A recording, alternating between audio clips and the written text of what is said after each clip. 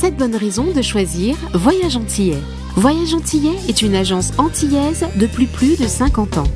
Voyage Antillais vous réserve un accueil chaleureux, une qualité de service, un accompagnement soigné, toujours avec le sourire. Voyage Antillais vous propose les meilleurs prix. Avec Voyage Antillais, vous bénéficiez de facilités de paiement. Votre deuxième bagage est offert. Voyage Antillais, c'est 2 agences en Île-de-France qui relient les Antilles à Paris. Voyage Antillais, nous là vous faisons voyager. Guadeloupe, actualité.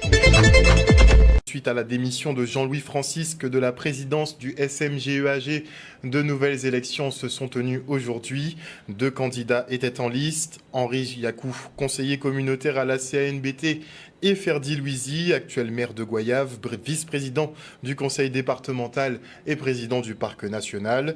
Et c'est Ferdi Louisi qui s'est imposé avec 14 voix contre 12 pour son opposant. Regardez.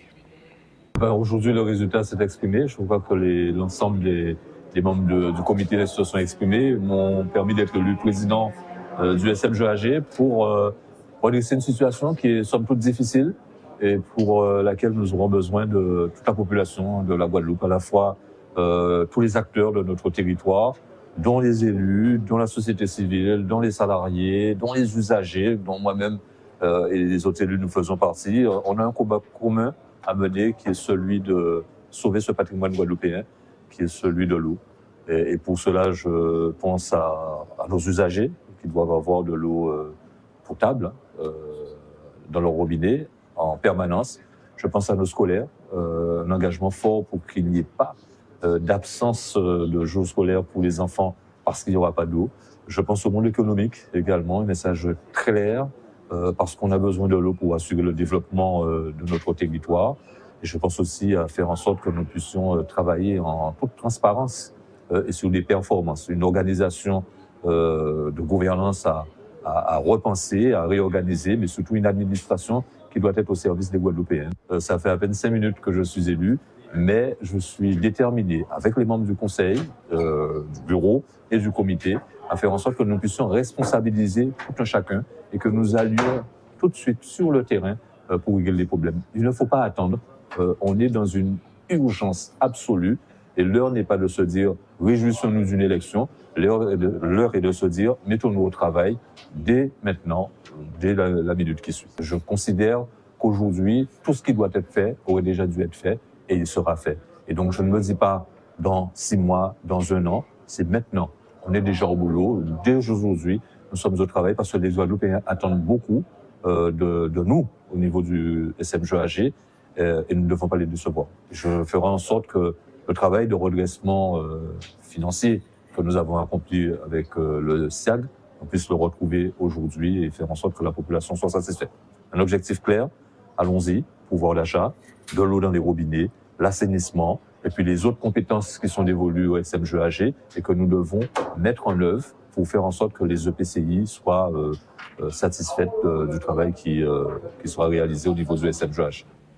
Le droit à l'eau qui est un droit fondamental mais largement bafoué en Guadeloupe où les coupures sont récurrentes depuis plusieurs décennies et la qualité de l'eau distribuée laisse à désirer. Entre les fuites sur le réseau, les contaminations diverses et les 70% de stations d'épuration qui ne sont pas aux normes, difficile de fournir une bonne eau en quantité. La responsabilité du syndicat mixte de gestion peut donc être engagée selon maître Sandra Divial-Gélas qui informe la population sur les obligations du fournisseur en eau potable. L'occasion aussi de sensibiliser aux facturations frauduleuses qui seraient pratiquées par EDF Archipel Guadeloupe. Pour l'avocate, des clients ont été facturés même pendant le blackout de vendredi dernier. On l'écoute au micro de Charlie Lagonia. Quel recours faire? Il faut saisir le service consommateur d'EDF et d'ailleurs ils ont un formulaire à cet effet. Nous aussi nous allons mettre en place des formulaires types à remplir pour que justement les personnes puissent porter réclamation et dire à EDF voilà j'ai eu des délestages tel jour de telle heure à telle heure et mon compteur a quand même tourné car avec les nouveaux compteurs ce n'est pas une estimation de consommation qui est faite, c'est au contraire une consommation réelle qui est calculée calculé. Et donc comme ça, EDF va se rendre compte que, effectivement, durant les délestages et durant le blackout, le compteur a continué de tourner, alors que du coup, ce n'est pas une consommation réelle et qu'il va falloir le décompter. Donc on saisit d'abord le service consommateur d'EDF, soit sur leur formulaire, soit par lettre recommandée directement. Et si effectivement il n'y a pas de réponse satisfaisante, alors on pourra saisir le médiateur, soit d'EDF, soit de l'énergie, qui donnera effectivement son avis. Et là encore, si il n'y a pas satisfaction, alors on sera contraint de saisir le tribunal pour faire valoir nos droits. Et là encore, les avocats sont à disposition et nous préparons d'ores et déjà, d'ailleurs, les recours à faire devant les tribunaux afin que l'on soit déjà prêt si jamais il y a une quelconque difficulté. Mais d'abord, il s'agit vraiment d'entrer en négociation, en médiation avec EDF afin que les factures des usagers soient régularisées. Et pour l'eau, effectivement, c'est même, pourquoi disais-je plus fort, parce que le droit à l'eau est un droit fondamental. Vous savez qu'aujourd'hui, on ne peut pas vous couper votre alimentation en eau. Le droit à l'eau, c'est quoi? Ce n'est pas juste le fait d'avoir de l'eau une fois de temps en temps. C'est avoir de l'eau de manière continue et avoir de l'eau saine. Et effectivement, les usagers qui n'ont pas d'eau et qui constatent que leur compteur tourne parce qu'il y a la pression dans les tuyaux peuvent effectivement porter réclamation auprès du SMGEAG qui devra régulariser les factures. Et pareil, si effectivement l'eau qui est fournie n'est pas potable, eh bien là encore c'est la responsabilité du syndicat de l'eau qui peut être engagé, et c'est d'ailleurs la raison pour laquelle c'est plus les communautés d'agglomération qui sont d'ailleurs au front pour ça, mais il y a des packs d'eau qui sont distribués pour pallier à cette eau qui n'est pas saine et qui est distribuée. C'est vous dire à quel point c'est important d'avoir de l'eau saine et que c'est vraiment un droit bien plus supérieur, dirais-je, que le droit à l'électricité. Et en cas de réclamation, effectivement, il faut bien faire attention aux détails de votre facture. Au moins, ce blackout aura permis à tout le monde de se pencher un petit peu sur la facturation à EDF Archipel Guadeloupe. Et pour la date du 25, il vous faut bien évidemment prendre en compte la consommation de minuit à 8h du matin. Tu peux envoyer le visuel, Yann. Donc ça, c'est une chose, ça représente effectivement un coût, mais surtout, il ne faut pas oublier le décompte de votre abonnement, puisque comme vous le voyez à l'antenne, sur le 25 par exemple, on a une consommation de 94 centimes, mais il ne faut pas oublier l'abonnement à 41 centimes.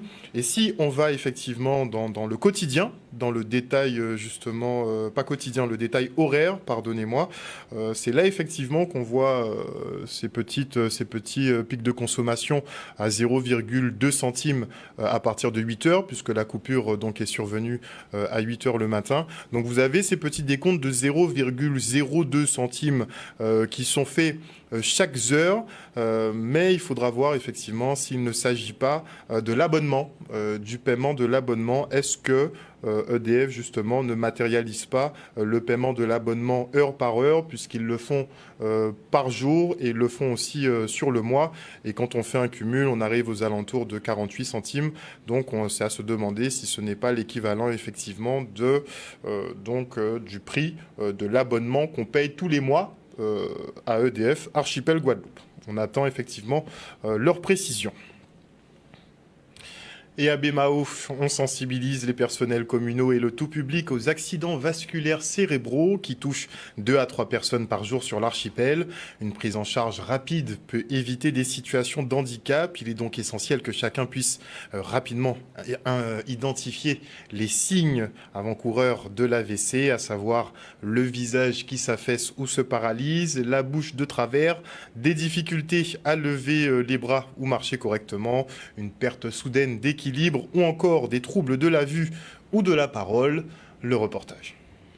Il faut qu'on soit conscient qu'en Guadeloupe, 2 à 3 personnes par jour donc, sont victimes d'accidents vasculaires cérébraux, que c'est l'une des premières causes en fait de longues maladies, de longues hospitalisations aussi. Hier, donc 29 octobre, donc c'était la journée mondiale de prévention contre l'accident vasculaire cérébral. Nous avons la chance d'avoir un merveilleux partenaire Émergence Secourisme avec lequel nous avons pu en fait mettre en œuvre cette double action, une première le 29 dédiée aux agents de la collectivité et une seconde ce jour, 30 octobre, dédiée aux seniors qui fréquentent le centre communal d'action sociale et également donc leurs aidants familiaux ainsi que les agents même du CECAS. C'est une manifestation que nous allons renouveler parce que vous savez, le BMAO, c'est plus de 30 000 habitants. C'est plus de 800 agents. On ne pouvait pas contenir tout le monde.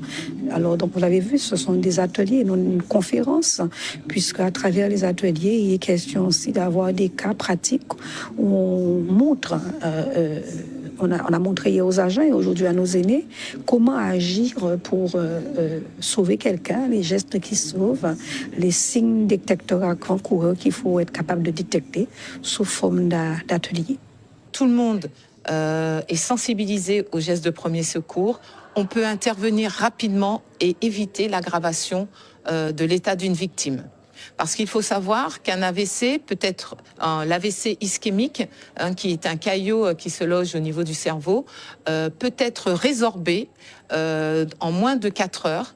Et au-delà, en fait, il y a un risque de dégradation et un risque de situation d'handicap.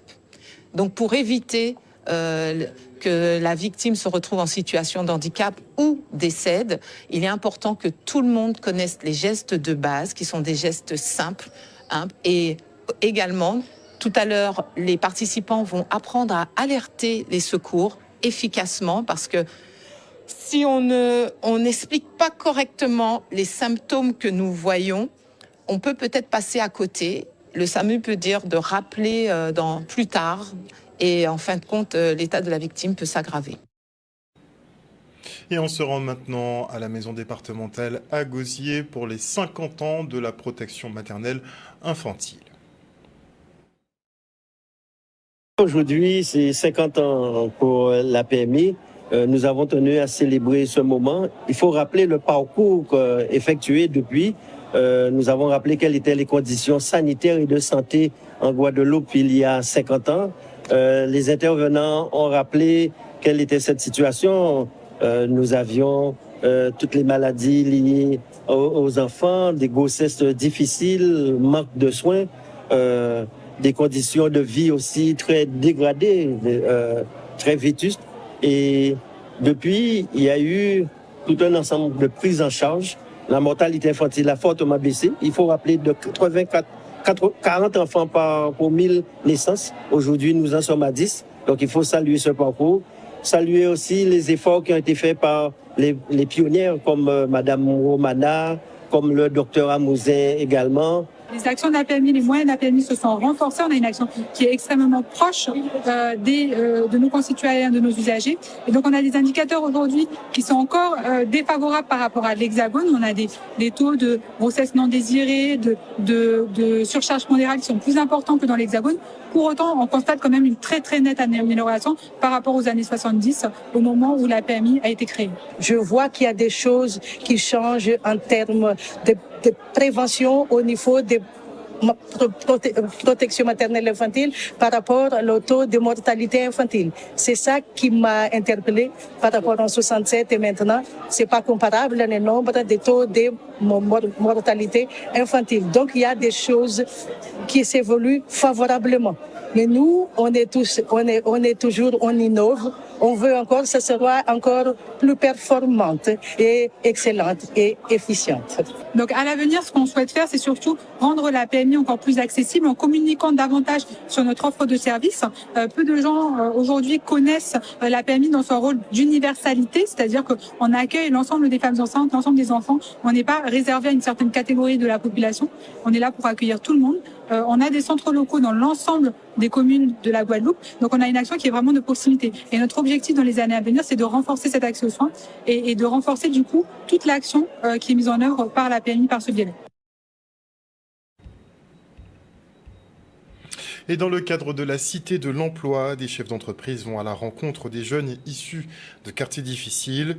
L'objectif est simple, établir un contact et renforcer l'accompagnement et l'insertion de ces futurs actifs. On se rend donc à la salle Georges Tarrer à Pointe-à-Pitre en compagnie de Solène Fèvre. Nous sommes dans un événement qui s'intitule « Patron dans ma ville ». Cet événement-là, c'est une action qui se place dans la Cité de l'Emploi qu'anime Cap Excellence avec l'État. La Cité de l'Emploi, c'est un dispositif qui consiste à renforcer l'accompagnement des habitants, jeunes et moins jeunes, des quartiers prioritaires de la politique de la ville dans leur démarche d'insertion par l'emploi, de formation et d'emploi durable. L'idée, c'est vraiment de centrer en fait cette action autour des jeunes des quartiers prioritaires.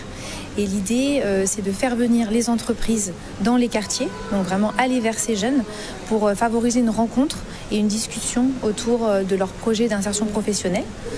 Les jeunes peuvent poser leurs questions aux entrepreneurs qui sont là et peut-être pouvoir concrétiser des projets de stage ou d'immersion professionnelle. Non seulement qu'on va les aider, mais on pourra les suivre, aller vers eux et continuer, mis à part de leur dire allez-y, on peut les accompagner, on peut faire des entretiens individuels parce que des fois, vous savez, les jeunes, ils ne se réveillent pas, ils n'ont pas beaucoup de moyens. À ce moment-là, nous, on apporte un complément. On reste en contact avec les patrons et comme ça, c'est plus simple pour eux parce que des fois, c'est pas toujours évident pour le premier emploi. Il ne s'agit pas de les recevoir une fois et après ils repartent dans leur espace. Non, il s'agit de les accueillir, d'être en capacité quelque part de les accrocher, de faire un bilan et ensuite de dire mais tu veux construire ton parcours ? Moi, je suis à même de t'accompagner et surtout, je suis en lien direct avec les référents du service public de l'emploi qui vont venir même dans l'association aussi et ensuite tu vas faire ton parcours avec eux. C'est un partenariat qu'on espère qui va se prolonger dans la durée et nous après on organise aussi ce genre d'événements de manière générale avec aussi d'autres bassins d'emploi, d'autres agglomérations et on espère avec Cap Excellence que ça pourra évidemment se renouveler. Et maintenant, on salue le travail effectué par Christina et Christelle Laurent, deux sœurs qui ont monté ensemble leur ferme de famille. À l'heure où l'autonomie alimentaire est dans toutes les bouches, elles ont décidé de faire de leur jardin un réfrigérateur. La centrée de production a ainsi vu le jour, un site où la nourriture pousse et se transforme. Un beau projet qui porte déjà ses fruits. Le reportage de Maxime Morel. On inaugure en fait 3 activités dans la Sainteté. L'inauguration a été initiée en fait par un projet de la ferme de famille. Et donc la Sainteté Production, on est une ferme de famille, c'est-à-dire qu'on cultive un jardin potager et bientôt des animaux. On a un restaurant, on fait de l'agro-transformation tout d'abord, ça veut dire que les produits issus de la terre sont transformés en produits finis que l'on peut consommer sur de plus long terme. Et aussi des produits de la restauration. On fait de la restauration, tout ce qui est plat traditionnel, à base toujours de produits locaux. On le met en valeur et on l'utilise pour la restauration antillaise. La ferme de famille, le concept, c'est l'accompagnement au retour à la terre par l'assiette, par la brouette et avec sa propre fermette pour ceux qui veulent justement avoir leur autonomie alimentaire, faire de leur jardin leur propre frigo, leur propre banque, transformer leur terrain en ferme rentable dans leur pays d'origine. C'est un concept auquel nous avons décidé d'adhérer et donc c'est justement ça qui a lancé notre inauguration aujourd'hui. Donc nous avions eu le défi justement de définir une date d'ouverture de notre ferme. Donc partant de notre projet d'atelier transformation, nous avons remarqué que nous transformions justement les produits de notre jardin. Et donc, en associant le projet de ferme de famille, nous avons décidé justement de mettre en valeur ce jardin et de le transformer en ferme, puisque c'est un complément en fait d'activité à ce qu'on fait déjà en agro-transformation. C'est vrai que j'ai une formation de master en sciences de la matière en chimie et on reste en fait, ça touche quand même le même domaine, ça touche le milieu. Et donc du coup, c'est comme je disais, une suite naturelle, une suite logique comme on dit, qui a fait que... Le site de l'actualité Outre-mer, 24 heures sur 24 et 7 jours sur 7. Retrouvez la chaîne Outre-mer News sur YouTube.